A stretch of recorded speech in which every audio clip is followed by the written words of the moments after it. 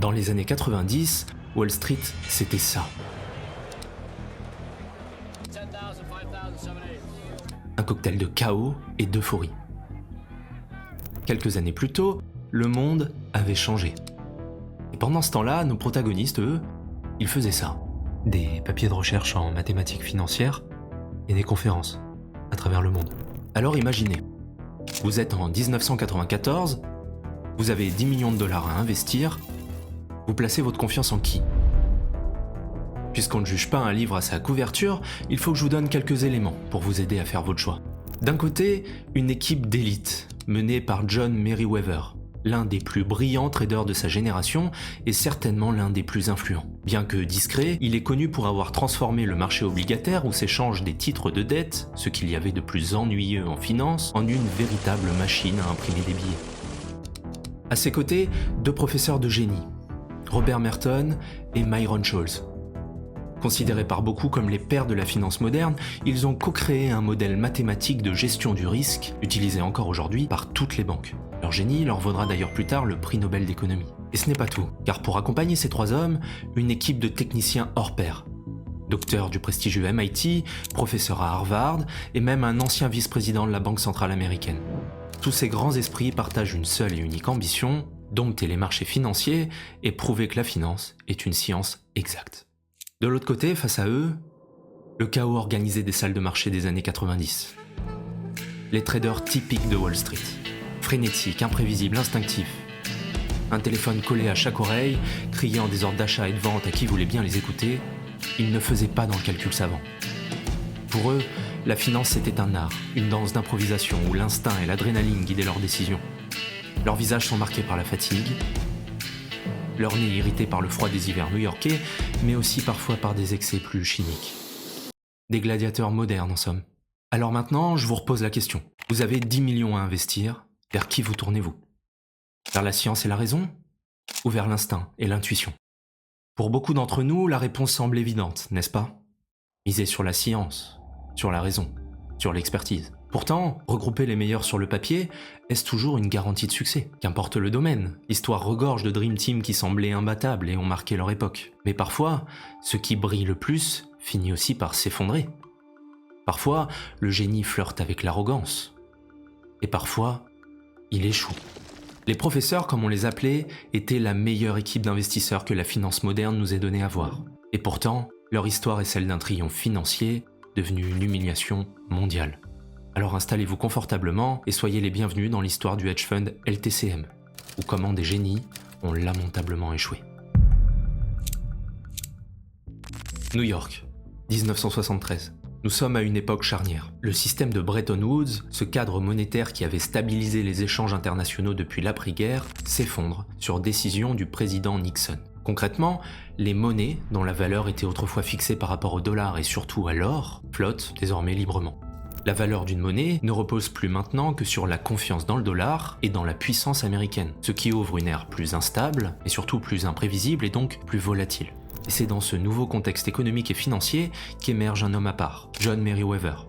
À première vue, il ne ressemble pas à l'idée qu'on se fait du trader flamboyant et arrogant des salles de marché new-yorkaises. Lorsqu'il rejoint la banque d'investissement Salomon Brothers au début des années 70, il se fait rapidement remarquer, mais pas pour les raisons qu'on pourrait croire. Réservé, presque timide selon ses dires, John tranche avec ses collègues bruyants et impulsifs. Calme et méthodique, il ne tarde pas à comprendre qu'il est un ovni parmi ses collègues. D'ailleurs, il se retrouve assez vite isolé au sein de la banque. À l'époque, la plupart des traders s'intéressent surtout aux actions, ces parts de propriété des entreprises. C'est là où tout le monde veut être car c'est là que les grandes histoires de succès s'écrivent. Les héros de l'époque, Warren Buffett, Charlie Munger ou Benjamin Graham, sont tous des investisseurs actions. Mais Meriwether, lui, s'il n'est pas comme tous les autres, il ne s'intéresse pas non plus au même sujet que tout le monde. Il se passionne pour un marché que tout le monde méprise, celui des obligations. C'est le marché où s'échangent des titres de dette qui permettent aux États et aux entreprises d'emprunter de l'argent. Du fait du système de Bretton Woods, le marché obligataire était considéré depuis des décennies comme ennuyeux et prévisible. Seulement, depuis que les monnaies flottent, les obligations sont exposées à une instabilité nouvelle. Et si cette instabilité inquiète la plupart des acteurs économiques, John, lui, se frotte les mains. L'instabilité est aussi une aubaine qui apporte son lot d'opportunités à qui sait en décoder les subtilités. C'est ça qui intéresse John. Il voit dans les obligations un potentiel inexploité. De plus, contrairement aux actions dont le prix est assez volatile et peut monter ou descendre brutalement, les obligations ont des caractéristiques plus simples et plus stables. Elles ont une durée fixe, un taux d'intérêt défini et un risque généralement mesuré. Elles reposent donc sur peu de facteurs. Cela permet d'identifier et d'isoler clairement des anomalies, s'il y en a, des moments où certaines obligations sont mal évaluées par le marché. Alors, en 1977, après plusieurs années à perfectionner sa connaissance du marché obligataire, Meriwether finit par convaincre ses supérieurs de lui donner sa chance. Il crée l'Arbitrage Group, une petite équipe de 12 traders dédiée à une stratégie particulière, l'arbitrage obligataire. Laissez-moi vous expliquer. Quand vous investissez sur les marchés financiers, vous avez plusieurs stratégies à votre disposition. La plus simple et la plus connue, c'est de faire un pari directionnel. Par exemple, si vous achetez une action LVMH, c'est parce que vous croyez que son prix va augmenter. Vous pariez sur la hausse de l'action. C'est un pari directionnel. Vous pouvez aussi décider de vendre l'action à découvert. À ce moment-là, c'est un pari directionnel, mais cette fois, à la baisse. Mais il existe d'autres stratégies, moins accessibles au grand public et qui ne reposent pas sur cette idée de pari directionnel. L'une des plus utilisées par les fonds d'investissement et par les banques, c'est l'arbitrage. L'arbitrage, c'est l'art d'exploiter des écarts de prix entre deux actifs qui logiquement devraient avoir la même valeur. Vous l'avez peut-être déjà pratiqué sans le nommer. Par exemple, si vous voyez qu'un produit coûte 5 € dans un supermarché et 7 € dans l'autre, vous pouvez en théorie l'acheter à 5 € et le revendre 7, encaissant la différence. Ce principe simple est la base de l'arbitrage. Maintenant, prenons un exemple dans le monde des obligations. Imaginez deux obligations presque identiques, émises par la même entreprise, avec la même durée et avec le même niveau de risque. En théorie, elles devraient avoir le même prix. Mais parfois, pour des raisons de liquidité ou de rumeurs de marché, ce n'est pas le cas. Une obligation peut être légèrement sous-évaluée par rapport à une autre. L'arbitrage consiste alors à acheter l'obligation sous-évaluée, celle qui coûte moins cher qu'elle ne devrait, et à vendre celle qui est surévaluée. L'idée est que lorsque le marché se corrigera, car il finit presque toujours par le faire, les prix des deux obligations convergeront. À ce moment-là, vous revendez l'obligation achetée et vous rachetez celle vendue, encaissant la différence entre les deux. Et tout cela sans prendre de pari directionnel sur la hausse ou sur la baisse du marché. Vous jouez uniquement sur la correction d'un écart de prix. Ne vous inquiétez pas si ce n'est pas encore limpide dans votre esprit, on va voir un exemple concret juste après. Bien sûr, dans la réalité, ces opportunités ne sont ni aussi simples ni aussi évidentes que dans mon exemple. Mais c'est là que l'arbitrage groupe entre en scène. Pour repérer ces anomalies, il faut une grande capacité d'analyse. Meriwether décide donc de recruter des experts en mathématiques, qu'on appelle des quants. Cela est assez courant aujourd'hui, mais à une époque où la plupart des traders travaillent à l'instinct et sur un vernis de culture économique et financière, cette approche basée sur les mathématiques est assez avant-gardiste. John crée donc une équipe composée presque exclusivement de nerds, de geeks de la finance qui ont un parcours universitaire scientifique. Ce sont des experts en modélisation et pas des épiciers d'école de commerce. Ce pari audacieux dépasse toutes les attentes. Grâce aux apports de la modélisation, son équipe repère des dizaines d'anomalies imperceptibles pour les autres et se met très vite à générer des profits colossaux, le tout avec des risques très faibles. En quelques mois, l'arbitrage group devient la véritable machine à cash de Salomon Brothers. Le John solitaire devient soudainement la star de la banque. Par ailleurs, le succès de cette équipe ne réside pas exclusivement dans la supériorité de ses modèles mathématiques, mais aussi dans le talent exceptionnel de John pour créer un esprit de corps. En réalité, John partageait bien plus de choses avec ses traders surdiplômés qu'avec les autres traders à Rolex qui n'avaient jamais mis un pied à l'université. Les membres de l'arbitrage group formaient une bulle, totalement isolée du reste de la banque. Ils partageaient un lien très fort, presque familial. Ils travaillaient ensemble, vivaient ensemble et même pariaient ensemble. Ils ne mangeaient pas à la cantine avec les autres, préférant commander chaque jour au même restaurant chinois en face de la banque. Le week-end, ils s'affrontaient au golf. Au restaurant, ils jouaient au poker menteur. Celui qui perdait payait l'addition. En bref, tout était sujet à paris, à calcul probabiliste, à défi intellectuel. Mais avec leurs profits qui explosaient trimestre après trimestre, les membres de l'arbitrage groupe avaient aussi pleinement conscience en leur valeur et ils n'hésitaient pas à la revendiquer. De réputation, ils étaient des génies peut-être, mais aussi des personnalités arrogantes. Ils se permettaient de tout négocier avec leur hiérarchie. Ils refusaient par exemple de payer leurs cotisations pour la cantine, arguant qu'ils n'y mangeaient jamais et que la nourriture y était infecte. En coulisses, Meriwether avait même négocié un accord secret avec la direction. Chaque année, son équipe recevrait 15% des profits qu'elle générerait. Larry Hillebrandt, le trader star de l'équipe, empoche à cette époque 23 millions de dollars en une seule année. Une somme astronomique, même pour Wall Street. Pourtant, vous vous en doutez, cette parenthèse enchantée allait bien finir par prendre fin. Pas à cause d'une erreur mathématique, mais à cause d'un scandale. On est en 1991 et Paul Moser, un élément clé de l'équipe, demande à parler à John. Sans passer par 4 chemins, il lui confesse s'être laissé emporter par l'euphorie et avoir commis une fraude sur les enchères des bons du Trésor américain. Les bons du Trésor sont ces titres de dette émis par le gouvernement américain. Ils sont considérés comme les actifs les plus sûrs au monde, car le risque que les États-Unis ne remboursent pas leurs dettes est considéré comme presque nul. Ces bons du Trésor sont si prisés qu'ils sont vendus aux enchères. Chaque institution financière ne peut acquérir plus d'un certain pourcentage de l'offre globale. Mais Moser avait trouvé une faille. Il soumettait de fausses enchères au nom de clients inexistants de la banque pour contourner ses limites. Cela lui permettait d'acquérir plus de titres qu'autorisés et de faire monter artificiellement les prix pour ensuite revendre à profit. Quand Moser avoue la fraude, il minimise les faits, prétendant qu'il ne s'agit que d'une erreur isolée. Loyal envers son équipe, Meriwether choisit de le croire et tente de régler l'affaire en interne.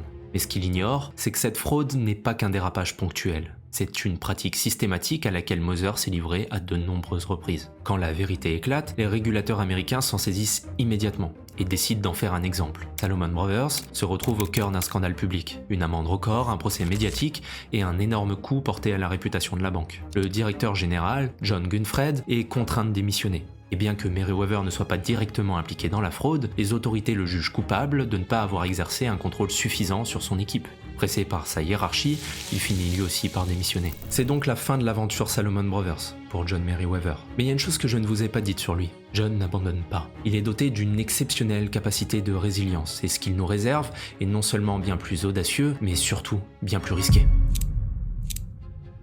On est maintenant au début des années 90. L'équilibre politique est bouleversé. L'effondrement du bloc soviétique met fin à la guerre froide. L'ancien équilibre bipolaire laisse place à une hégémonie américaine presque totale. Aux États-Unis, c'est l'euphorie, et surtout le début d'une grande période de prospérité. Le nombre de millionnaires explose. En 1990, on en comptait plus de 6 millions dans le monde. Ces nouveaux riches ne veulent pas seulement préserver leur fortune, ils cherchent à la faire fructifier. C'est le contexte parfait pour l'essor des hedge funds. Ces fonds d'investissement réservés à une élite fortunée et à quelques institutions triées sur le volet. Contrairement aux fonds traditionnels, ils promettent des rendements spectaculaires grâce à des stratégies agressives et innovantes. Et ça marche, leur popularité explose. En 1968, il n'existait que 215 hedge funds dans le monde. Au début des années 90, ils sont plus de 3000. Ces fonds nouveaux deviennent une sorte de marqueur social. À l'époque, dans l'Amérique des grandes villes, c'est dis-moi qui est ton gestionnaire de fonds et je te dirai qui tu es. John Meriwether, lui, a eu le temps de réfléchir sur l'aventure Salomon Brothers, de prendre du recul sur les raisons de cet échec. Et du haut de ses 45 ans, il ressort de cette période de réflexion avec les idées claires, très claires même. John a deux certitudes. La première, il est encore loin d'en avoir terminé avec la finance. Pas question de s'exiler dans les Hamptons pour enchaîner les 18 trous. Et la deuxième, qui découle de la première, il est grand temps de reformer son équipe de traders d'élite. Cependant, hors de question pour lui de retourner dans une banque. Cette fois, ce sera à ses conditions. Plus de bureaucratie, de hiérarchie ou de contraintes réglementaires. Il veut un cadre qui lui offre à lui et à son équipe une liberté totale. Et pour cela, il le sait, le modèle du hedge fund est idéal. En effet, contrairement à une banque ou un fonds d'investissement classique, un hedge fund fonctionne comme un club privé. Seuls les très riches et les institutions peuvent y investir, pas les épargnants comme vous et moi. Cela présente un très grand avantage. Les hedge funds ne sont soumis qu'à une très faible réglementation. Après tout, si les gestionnaires perdent l'argent qu'on leur a confié, ce n'est pas grave. Les riches épargnants pourront s'en remettre. En tout cas, c'est ce que considèrent les autorités. Début 1993, Meriwether se lance officiellement dans la collecte de fonds. Malgré le scandale Moser, il jouit encore dans le milieu d'une bonne réputation et d'un certain capital sympathie. Mais John voit les choses en grand. Là où un hedge fund moyen démarre avec quelques dizaines de millions de dollars, il ambitionne de lever 2,5 milliards de dollars. Un montant colossal, même selon les standards d'aujourd'hui. Et ces conditions sont tout aussi audacieuses. Un ticket d'entrée de 10 millions de dollars, un engagement minimum de 3 ans et des frais exorbitants. Chaque année, le fonds prélèvera 2% des actifs sous gestion, contre 1% habituellement, et gardera 25% des profits réalisés, contre 20% ailleurs.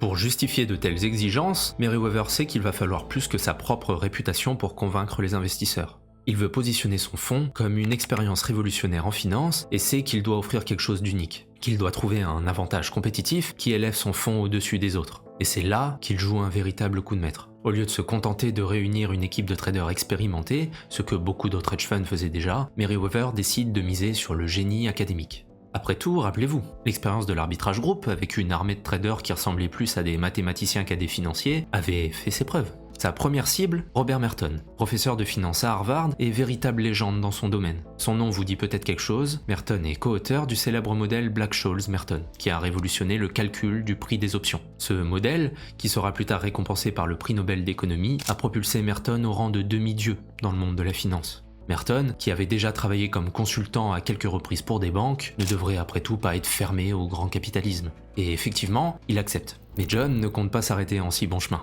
Dans le modèle Black-Scholes-Merton, il avait déjà Merton. Alors, pourquoi ne pas aller chercher Myron Scholes? Contrairement à Merton, Scholes était en plus très à l'aise avec la vulgarisation et le marketing. Il serait donc un atout. Lui aussi accepte la proposition. Il le tenait, son élément différenciant, John Meriwether. Son fonds, qu'il avait décidé d'appeler LTCM pour Long Term Capital Management, prenait tout de suite une autre dimension. LTCM ne sera pas un simple hedge fund, ce sera une expérience académique à grande échelle, une tentative de prouver que la finance peut être une science exacte. Et honnêtement, il n'y a pas de meilleure métaphore que la métaphore sportive pour vous décrire la qualité de cette équipe.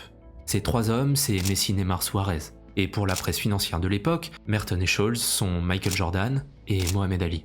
Comme prévu, John débauche également les meilleurs éléments de son ancienne équipe chez Salomon Brothers, notamment Larry Librandt, Greg Hawkins et Eric Rosenfeld. Merton et Scholes seront les stratèges, les têtes pensantes, tandis qu'Hilibrandt et ses collègues se chargeront de traduire la théorie en position sur les marchés. Tout ce beau monde se met donc en quête d'argent, mais Dream Team ou pas, futur prix Nobel ou pas, récolter 2,5 milliards de dollars sur une seule vision n'est pas une mince affaire. Les investisseurs institutionnels, sceptiques face à un projet aussi ambitieux, se montrent réticents. Warren Buffett aussi refuse poliment, fidèle à sa philosophie de ne confier son argent à personne d'autre qu'à lui-même. Il faut dire que l'attitude parfois maladroite des professeurs n'aidait pas. Leur confiance excessive et leur manque de tact dans certaines réunions refroidissent plusieurs prospects. Par exemple, lors d'un rendez-vous avec une grande compagnie d'assurance, un jeune trader sceptique ose mettre en doute les capacités d'LTCM à générer des rendements élevés sur les marchés obligataires. Myron Scholes, qui n'a pas vraiment sa langue dans sa poche, répond sèchement « C'est justement parce que le marché est rempli d'abrutis comme vous, nous allons y arriver. » Résultat, réunion terminée, pas un centime récolté. La situation ne se débloque qu'au début 1994. Lorsqu'une nouvelle personnalité prestigieuse rejoint LTCM, David Mullins, vice-président de la Réserve fédérale américaine. Mullins, qui était pressenti pour succéder à Greenspan à la tête de la Fed, abandonne sa carrière pour se joindre au fonds. Sa présence envoie un signal fort. Si un homme avec une carrière aussi prestigieuse quitte un chemin tout tracé pour rejoindre un hedge fund qui peine à lever de l'argent, c'est que le projet doit être sérieux. Grâce à Mullins et à son carnet d'adresses inépuisable, les investisseurs affluent enfin. Des fonds souverains asiatiques, des banques européennes et même des universités américaines se laissent tenter. En quelques mois, LTCM parvient à lever 1,25 milliard de dollars. Du jamais vu pour le lancement d'un nouveau hedge fund, bien que largement en deçà, rappelez-vous, des 2,5 milliards de dollars espérés. Nous sommes en février 1994, tout est en place. LTCM ouvre ses portes dans un modeste bureau à Greenwich, dans le Connecticut. Avec une équipe de 30 traders et un capital colossal, toutes les planètes semblent enfin alignées. Seule une incertitude perdure. Et comme l'écrit un journaliste à l'époque, jamais autant de génies académiques n'ont eu autant d'argent pour parier. Que se passe-t-il quand on confie plus d'1 milliard de dollars à des génies et à des théoriciens? Des éléments de réponse à cette question, vous allez le voir, on ne va pas tarder à en avoir.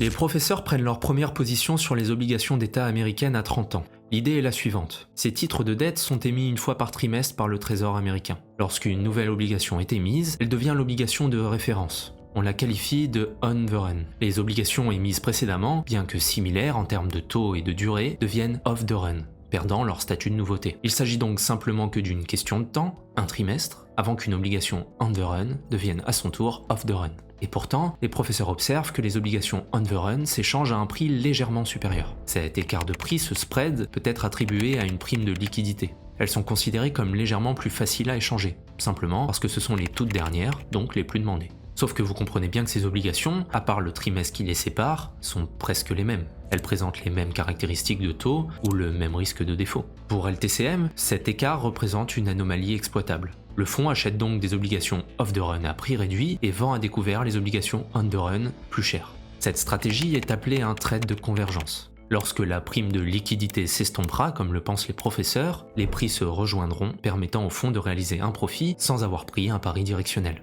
Sur le papier, ce type de transaction semble presque sans risque. Après tout, il s'agit uniquement de parier sur la correction d'un écart anormal. Mais en pratique, ces écarts sont si minimes, souvent une fraction d'1%, qu'ils nécessitent d'énormes volumes pour être rentables. Même si vous décidez de mettre votre livret A sur ce trade, les gains ne couvriront même pas les frais de transaction. C'est là qu'intervient le levier. LTCM utilise un effet de levier de 30 pour 1. Pour chaque dollar investi de la poche du fonds, 30 dollars sont placés sur les marchés grâce, pour simplifier, à un système de prêt bancaire. Ainsi, les gains sont amplifiés, mais aussi les pertes potentielles.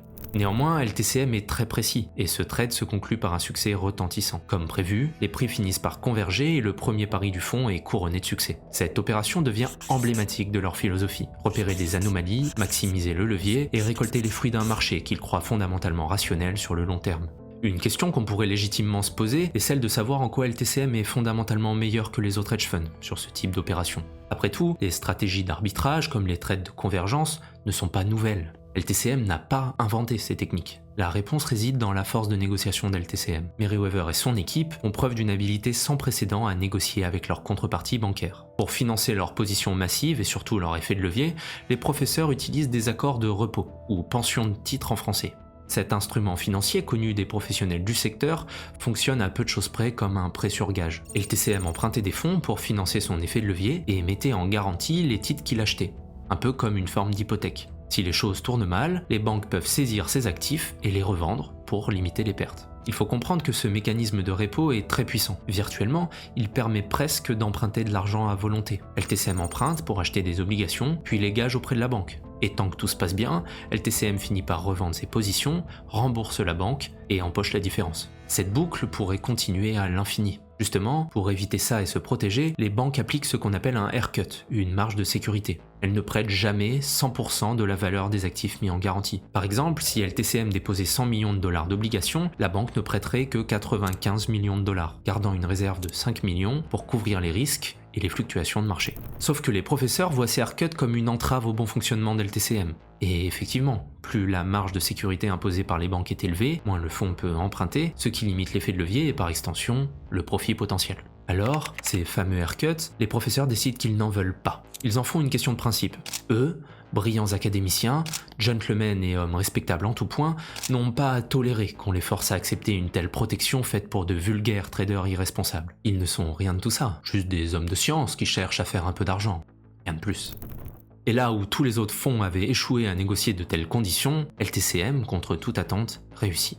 Jamais une banque n'avait été assez folle pour dire oui à une telle demande. Et pourtant, pour la première fois, grâce à sa réputation et à l'aura de ses fondateurs, LTCM parvient à convaincre une première banque de leur prêter sans haircut, sans marge de sécurité. Peu importe qui fut la première banque à donner son accord, ce qui compte c'est l'effet domino que cette décision a déclenché. En accordant ce privilège inédit, cette banque venait sans le savoir d'aider LTCM à ouvrir la boîte de Pandore. J'insiste vraiment sur ce point. Réussir à obtenir de telles conditions de crédit, c'est donner les clés de la création monétaire aux professeurs. LTCM pouvait virtuellement emprunter sans limite, multiplier ses positions et pousser son effet de levier au maximum sans réel garde-fou. Et c'est d'autant plus vicieux que les banques sont des entreprises moutonnières, assez irresponsables aussi. Ça, LTCM l'avait parfaitement compris. Les professeurs, une fois un premier accord en main, n'hésitent pas une seule seconde et font le tour des banques, une par une, brandissant leur premier accord comme un argument de négociation. C'est ainsi qu'un mécanisme de FOMO, Fear of Missing Out, ou de peur de manquer une opportunité, s'est mis en marche. Aucune banque ne voulait être exclue du cercle de partenaires d'LTCM. Non seulement travailler avec eux garantissait des commissions juteuses, mais cela conférait également un certain prestige, celui de dire qu'on finançait le fonds le plus sophistiqué de Wall Street.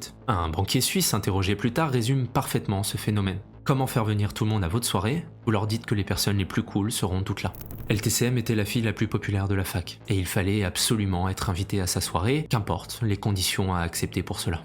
Elle était là, la véritable force d'LTCM. Les professeurs avaient renversé la dynamique classique. Ils ne demandaient plus de l'argent, ce sont les banques qui les suppliaient d'en prendre. Contrairement à ce que certains croyaient, LTCM n'était pas qu'une machine mathématique et froide. C'était une véritable machine à séduire les investisseurs institutionnels, aussi bien que les banques. Et ça fonctionne, puisqu'en moins d'une année d'exercice, et malgré une contraction générale des marchés boursiers, LTCM affiche un rendement de 28%, soit 20% après frais. L'année suivante, en 1995, en pleine crise mexicaine, ils réalisent un rendement de 59%. En 2 ans seulement, leurs investisseurs enregistrent des gains cumulés de 71% après frais, un résultat stupéfiant pour un fonds de cette taille. Au printemps 1996, LTCM atteint des sommets. Ses actifs sous gestion dépassent les 140 milliards de dollars, soit 30 fois son capital propre. Pour donner une idée d'échelle, LTCM est alors 4 fois plus grand que le deuxième plus grand hedge fund, une domination écrasante. Cette réussite dépasse le cadre professionnel. Les membres d'LTCM ont aussi misé leurs économies personnelles, certains allant même jusqu'à s'endetter. Au total, leur fortune dans le fonds atteint les 1,4 milliard de dollars, contre 150 millions qu'ils avaient initialement investis. Chaque mouvement de marché menaçait ainsi directement leur avenir financier. Tout semble parfait. Les professeurs réussissent tout ce qu'ils entreprennent. Même les prévisions de Merton et Scholes, qui anticipaient que le fonds devrait perdre à peu près 5% de son capital 12% du temps, sont déjouées. Les pertes ne viennent pas. Mais vous le savez, les marchés n'aiment pas la certitude. Et bientôt, ils allaient donner à LTCM une bonne occasion de tester la résilience de leur modèle. Avec le retour sur investissement qu'affiche le fonds, la concurrence ne tarde pas à arriver. Au milieu des années 90, les quelques banques qui n'avaient pas encore d'équipe d'arbitrage obligataire ont toutes lancé la leur. L'expertise quantitative s'est largement démocratisée, LTCM ayant certainement accéléré le mouvement. Nos professeurs sont de grands économistes. Ils savent que dans un marché aussi pur et parfait théoriquement parlant que les marchés financiers, qui dit concurrence dit assèchement des opportunités et baisse des profits. Et c'est exactement ce à quoi LTCM fait face dès 1995. Désormais, les anomalies de marché disparaissent presque aussi vite qu'elles sont apparues. Tout simplement parce que les modèles des autres banques parviennent aux mêmes conclusions qu'LTCM. Pire encore, les positions massives du fonds commencent sérieusement à attirer l'attention. Avec son levier, quand le fonds prend un trade, il ne passe pour le moins pas inaperçu. Et quand bien même LTCM s'efforce de cultiver une opacité totale autour de ses positions, les volumes échangés parlent d'eux-mêmes. Les traders concurrents n'ont aucun mal à deviner les positions du fonds, et parfois même à les imiter. Et cette situation, LTCM ne sait pas mieux la gérer que toute autre entreprise. Pour maintenir ses rendements, le fonds doit impérativement s'adapter. Mais comment ? L'option principale qui est retenue est celle de la diversification. Puisque le marché obligataire devient de moins en moins rentable, LTCM décide de s'ouvrir à de nouveaux types d'opportunités. C'est d'abord une diversification géographique que mènent les professeurs. Au milieu des années 90, l'Union européenne se prépare à adopter la monnaie unique. Cela implique des réformes majeures pour harmoniser les économies des futurs membres de la zone euro. Parmi les pays concernés, l'Italie attire particulièrement l'attention d'LTCM. À l'époque, les obligations italiennes offrent un rendement beaucoup plus élevé que les obligations allemandes, reflétant un risque perçu plus grand. LTCM juge cet écart exagéré et parie sur une convergence. Ils achètent massivement des obligations italiennes et vendent à découvert les bonds allemands. Comme prévu, en quelques mois, l'écart finit par se resserrer et génère une copieuse plus-value pour les professeurs. Jusque-là, LTCM maîtrise donc sa diversification. Certes, ils ne jouent plus sur leur zone géographique de prédilection, mais ils se raccrochent assez bien à leur stratégie d'arbitrage obligataire. Le véritable saut dans l'inconnu arrive lorsque les professeurs décident de se lancer sur le marché action. Contrairement aux obligations, dont la valeur repose sur des calculs macroéconomiques et mathématiques relativement bien identifiés, les actions sont influencées par des facteurs bien plus incertains, les performances des entreprises, mais aussi une bien plus grande part d'émotion et d'attente des investisseurs. En bref, investir dans les actions est moins une science exacte. Cela en fait un marché bien plus difficile à modéliser. Mais les professeurs, confiants dans leurs compétences, pensent quand même pouvoir y appliquer leur méthode. Agani, l'un des partenaires les plus actifs du fonds, identifie des opportunités d'arbitrage de paires d'actions européennes. Un exemple emblématique est celui du trade de la paire Royal Dutch Shell. À l'époque, Royal Dutch Shell, géant pétrolier anglo-néerlandais, est structuré comme une entité unique, mais cotée sous deux actions distinctes. La Royal Dutch Petroleum, basée aux Pays-Bas, et Shell Transport, cotée au Royaume-Uni. Ces deux titres donnent droit aux mêmes dividendes et reposent sur les mêmes actifs, mais présentent pourtant un écart de prix persistant. Traditionnellement, Royal Dutch se négocie avec une prime de 8% par rapport à Shell, probablement en raison de différences de liquidité et de préférence des investisseurs locaux. Pour LTCM, cet écart est irrationnel dans de telles proportions. Le fonds, comme à son habitude, achète donc massivement les actions Shell, sous-évaluées, et vend à découvert les actions Royal Dutch, surévaluées. Cependant, on ne parle pas là d'une petite position qui servirait de test. Le fonds engage la somme de 2,3 milliards de dollars, répartie de façon égale entre ces deux titres. C'est un chiffre complètement hallucinant, puisque Goldman Sachs, qui exploite exactement la même opportunité, a par exemple une position 10 fois plus faible. Le problème, c'est qu'avec de tels montants, ce trade est totalement illiquide. Si les prix divergent davantage, il sera impossible de sortir rapidement sans provoquer un effondrement du marché. Pour beaucoup, ce pari marque un tournant. Il symbolise une dérive par rapport aux principes initiaux d'LTCM. Vous commencez peut-être à le sentir, les professeurs glissent progressivement, victimes de leur propre succès. Ils s'aventurent à pas de géant en dehors de leur terrain d'expertise. Du marché obligataire qu'ils maîtrisent à la perfection ou presque, ils se lancent sur des marchés où ils n'ont aucun avantage stratégique, aucun edge pour surperformer de manière systématique. Cela commence d'ailleurs à se voir dans les performances. Au premier semestre 1997, le fonds génère un rendement de 13% avant frais. Toujours respectable, mais loin des années fastes. L'effet de levier, autrefois à 30 pour 1, tombe à 20 par manque d'opportunités. Les partenaires eux-mêmes expriment leurs inquiétudes. Ils prennent pourtant une décision surprenante. Retourner 2,7 milliards de dollars à leurs investisseurs. Officiellement, ce geste est présenté comme un acte de prudence. Pourtant, réduire le capital tout en maintenant les positions existantes fait mécaniquement rebondir le levier du fonds à 28 pour 1. Niveau prudence, on peut faire mieux. En réalité, cette décision est un aveu implicite. Le fonds ne trouve plus suffisamment d'opportunités pour déployer son capital. Son modèle a donc une limite de croissance. Vous l'aurez compris, après 3 ans d'existence, les fondations du fonds ressemblent de plus en plus à un château de cartes, prêt à s'effondrer à la moindre bourrasque. Et cette bourrasque ne va pas tarder à arriver. Revenons quelques mois en arrière.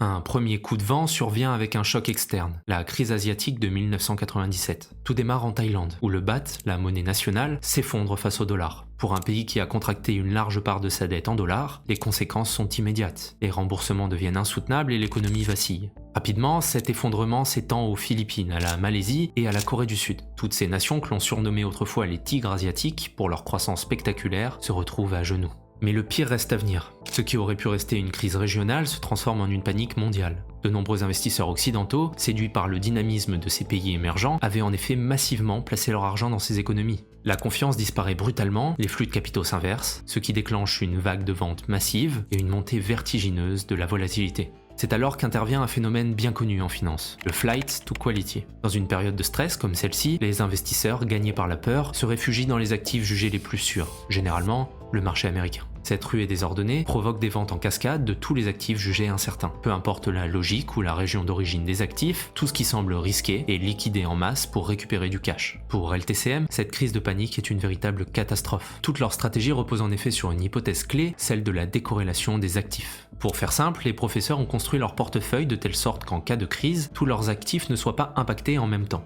En théorie, cette idée de décorrélation entre plusieurs actifs se calcule assez bien à partir d'une formule mathématique relativement simple. Ce qu'il faut retenir, c'est que cette idée d'indépendance relative entre les actifs est importante pour un hedge fund, parce que c'est sur elle que se basent les traders pour gérer les risques de leur position tout en maximisant leur rendement. Seulement, cette formule n'est que théorique, et les professeurs y croient dur comme fer car ce sont des théoriciens.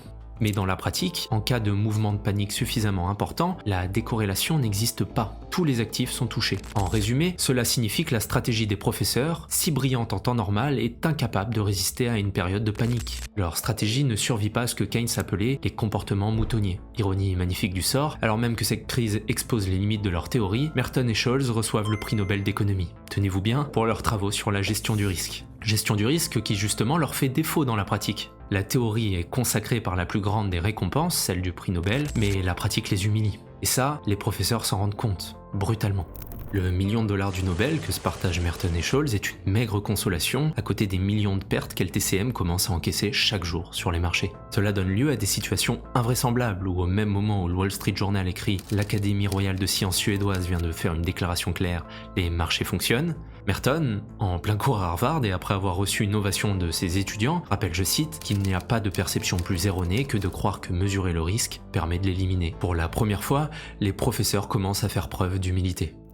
On est désormais au début de l'année 1998 et la tempête ne s'est toujours pas calmée. Si au départ de la crise, LTCM ne recevait en sorte que des avertissements sans risque ou de maigres pertes contrôlées, à partir de ce moment-là, la situation s'envenime. Deux positions en particulier commencent sérieusement à peser sur le bilan du fonds et deviennent de véritables bombes à retardement.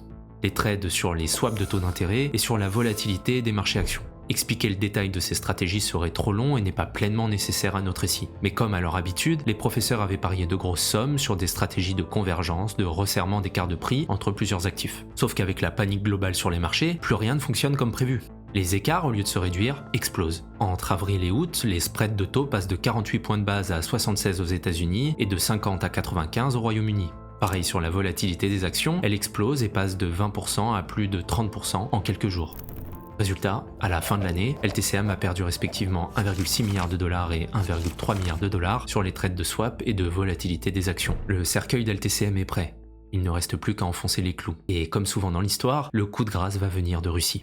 Depuis la crise asiatique, la dette russe inquiète. Le pays a beaucoup emprunté, et sa monnaie, comme toutes les autres, est fortement chahutée face au dollar. Le 17 août 1998, Moscou annonce ce que personne n'a vu venir, et surtout pas les professeurs, un défaut partiel sur sa dette souveraine et une dévaluation brutale du rouble. Ce nouvel événement déclenche une onde de choc mondiale. La panique prend une dimension unique dans l'histoire des marchés. Les spreads s'élargissent encore davantage. Il ne faut que 4 jours pour qu'LTCM s'écroule littéralement. Le seul vendredi 21 août, surnommé le vendredi noir, le fonds perd 553 millions de dollars, soit 15% de son capital, en une seule journée. À la fin du mois d'août, LTCM a perdu plus de 50% de ses fonds propres et son levier grimpe à un niveau ahurissant de 55 pour 1. En réalité, ici, on ne parle même plus d'effet levier, mais d'effet massue. Rappelez-vous, le fonds avait initialement un levier de 30 pour 1, mais à mesure que le capital s'effondre, ce ratio monte en flèche. À la mi-septembre, le levier dépasse les 100 pour 1. Concrètement, il ne suffit que d'un mouvement de 1% sur les marchés pour anéantir tout le capital du fonds et toute la fortune des professeurs. Les concurrents et les banques partenaires d'LTCM, évidemment, s'en rendent compte. La chair fraîche attire et les partenaires d'autrefois deviennent des prédateurs. LTCM est un animal blessé et la traque peut commencer. Les banques refusent de renégocier avec le fonds, ou lui imposent des conditions exorbitantes. En clair, elles font subir à LTCM ce que le fonds leur a fait endurer quand il en avait la capacité. Autrefois, les professeurs dictaient les règles, désormais, c'est l'inverse. LTCM est pris au piège. Ses positions sont trop massives pour être liquidées rapidement, sans provoquer un effondrement encore plus grand des marchés.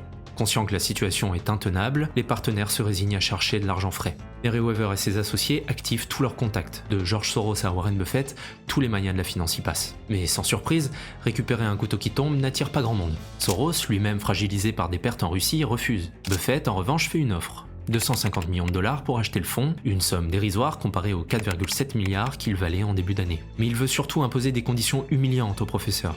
Il veut clairement se payer leur tête. Refusant d'être humilié, Meriwether et ses associés déclinent l'offre. Face à l'impasse, les professeurs n'ont d'autre choix que de contacter le président de la Fed de New York qui décide d'intervenir. Ils convoquent les principales banques de Wall Street pour orchestrer un sauvetage collectif. Je vous passe les jours et les nuits de négociations acharnées et de coups dans le dos, mais 14 banques finissent par s'engager à injecter un peu plus de 3,5 milliards de dollars pour sauver LTCM. En échange, elles prennent le contrôle de 90% des parts du fonds. Les professeurs qui avaient autrefois une fortune estimée à plusieurs centaines de millions de dollars voient leurs investissements réduits à néant. C'est ainsi que se clôture pour de bon l'aventure LTCM, dans l'humiliation totale. Les traders les plus en vogue de Wall Street quelques mois auparavant se retrouvent pour certains criblés de dettes. C'est le cas de Larry Librand, le trader star du fonds et de sa famille, qui vit désormais des seuls revenus de sa femme en attendant que Larry rembourse ses dettes. Robert Merton et Myron Scholes n'en sortent pas non plus indemnes. Leur échec ternit non seulement leur réputation, mais aussi une part de leur héritage académique. À jamais, ils seront ces théoriciens qui auraient mieux fait de rester sur les bancs de la fac plutôt que de devenir des praticiens de la finance. La presse, elle, s'en donne à cœur joie. Time Magazine les surnomme « The brightest and the brokest », les plus brillants et les plus ruinés. James Cramer, chroniqueur financier, résume l'opinion générale avec cette formule cinglante. Je cite « Le mot génie devrait être réservé à Mozart, pas aux arbitragistes ». Bon, évidemment, il y a beaucoup de leçons à tirer du destin de ces hommes. L'histoire d'LTCM est une leçon d'humilité, une illustration de la psychologie humaine et un énième chapitre dans la querelle infinie entre théoriciens et praticiens. Tout ça est très juste, et je pense que chacun peut facilement se faire une idée. Le livre de Loewenstein, qui retrace l'histoire de l'ascension puis de la chute d'LTCM, en parle d'ailleurs assez bien. Mais la raison pour laquelle je tenais à vous parler de cette histoire, c'est qu'elle illustre parfaitement le poids des certitudes. En matière d'épargne et d'investissement, avoir de grandes certitudes et surtout refuser de les remettre en question est souvent l'ennemi de la réussite et de la prospérité sur le long terme. C'est un point que je m'efforce de souligner depuis le début de cette chaîne. D'abord, ces certitudes ont biaisé le jugement des observateurs et des partenaires d'LTCM. Du fait du prestige incontestable de son équipe fondatrice, LTCM avait été mis sur un piédestal. Personne n'osait remettre en question leurs décisions, si ce n'est les vieux de la vieille comme Warren Buffett par exemple. Après tout, qui aurait osé contredire ceux qui avaient écrit les règles de la finance moderne ? Mais plus grave encore, cette certitude a fini par s'emparer des professeurs eux-mêmes. D'hommes de science qui normalement sont prêts à remettre les acquis en question, ils se sont enfermés dans une bulle d'autosatisfaction. Certains pensent que la chute d'LTCM est due à un signe noir, à un événement imprévisible qu'était la crise russe et qui, par manque de chance, a eu la peau des professeurs. Je n'adhère pas à cette vision. Cette crise, les professeurs en avaient vu les signes avant-coureurs. Ils avaient vu les marchés s'enfoncer. Mais par arrogance ou par excès de confiance dans leur modèle, ils ont choisi de ne pas agir. Et quand ils ont enfin réagi, il était trop tard. L'écrivain britannique Chesterton disait que la vie est un piège pour les logiciens. Les professeurs se sont fait piéger par leur logique mathématique. Alors pour nous, qui nous intéressons de près ou de loin à l'investissement et à l'épargne, notre meilleure arme reste la vigilance. La vigilance face à nos émotions, la vigilance face à nos biais et surtout face à nos certitudes. Je vous laisse sur un court extrait de Warren Buffett à ce sujet. N'hésitez pas à liker la vidéo si elle vous a plu et à vous abonner à la chaîne pour me soutenir. Et à très bientôt pour de prochaines vidéos. If you take John Meriwether and Eric Rosenfeld, Larry Hillenbrand, Greg Hawkins, Victor Agani, the two Nobel Prize winners, Merton and Scholes, if you take the 16 of them, they probably have as high an average IQ as any 16 people working together in one business in the country, including at Microsoft or wherever you want to name. So an incredible amount of intellect in that room. Now you combine that with the fact that those 16 had had extensive experience in the field they were operating. I mean, this was not a bunch of guys who had made their money, you know, selling men's clothing and then all of a sudden went into the securities business or anything. They'd had in aggregate, the 16 had probably had 350 or 400 years of experience doing exactly what they were doing. To make money they didn't have and didn't need, they risked what they did have and did need. And that's foolish. That is just plain foolish. It doesn't make any difference what your IQ is.